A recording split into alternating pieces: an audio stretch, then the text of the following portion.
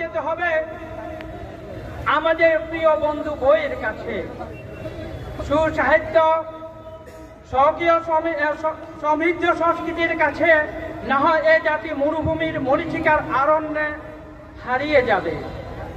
চলার পথের প্রিয় বন্ধুগণ, ফেনী অঞ্চলের সর্বসাধারণের সাথে বইয়ের স্মৃতিবন্ধন ও পরিচিতি।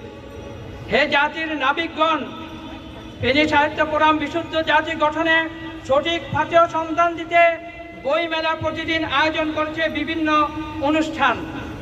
ফেনী কবি সম্মেলন, সাহিত্য সম্মেলন, তারুণ্য সম্মেলন ও ফেনী সাহিত্য সম্মেলন, যার মাধ্যমে সুসাহিত্য ও সুস্থ সংস্কৃতির ধরন ও প্রকৃতির চিত্র আমাদের মনন ও মনস উপলব্ধিতে চিত্রিত হবে, শুভ যে জাগ্রত হবে।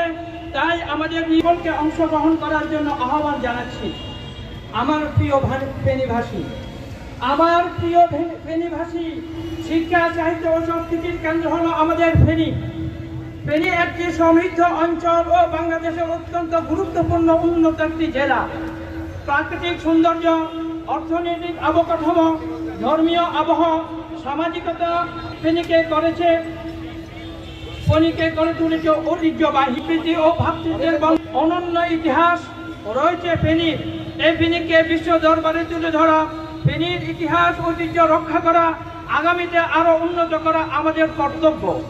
তাই এইখানে উদাত্ত আহ্বান থাকবে ফেনীবাসীর কাছে, সব মানুষের কাছে, নারী, পুরুষ, লেখক, কবি, সাহিত্যিক ও পাঠক সহ সবার কাছে আপনারা বই ও কলম তুলে নিন, জ্ঞানের মশাল হাতে নিন, আপনার সন্তানের হাতে বই তুলে দিন, আপনার বন্ধুর হাতে বই তুলে দিন, কর্মীর হাতে বই তুলে দিন, আপনার স্বামীর হাতে বই তুলে দিন, আপনার স্ত্রী পরিবার হাতে দিন, আপনার সাহিত্য ফোরামের সাথে যুক্ত থাকুন। আপনাদের ও আমাদের পরিবারগুলো শান্তিতে নিরাপদে বেড়ে উঠুক ও বসবাস করুক, এই আমাদের কামনা। সর্বশেষ বলি, সংস্কৃতির দিন শেষ, সাহিত্য সংস্কৃতির বাংলাদেশ, বই পড়ার বাংলাদেশ।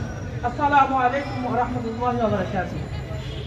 সাহিত্য ফোরামের সম্মানিত আহ্বায়ক, বিশিষ্ট লেখক, গবেষক কাজী সিকান্দারকে, সম্মানিত উপস্থিতি এই পর্যায়ে এবং দোয়া ও মুনাজাত পরিচালন শ্রদ্ধেয় আলেমদ্বীন, হাজার হাজার উলামায়ে কেরামের উস্তাদ, ফেনীর ঐতিহ্যবাহী ধর্মীয় বিদ্যাপীঠ জামিয়া মাদানিয়া সিরানিয়া মাদ্রাসার সম্মানিত নায়েবে মুহতামিম হযরত আল্লামা মাওলানা মুফতি আহমদুল্লাহ কাসেমি সাহেব বক্তব্য নিয়ে আসছেন।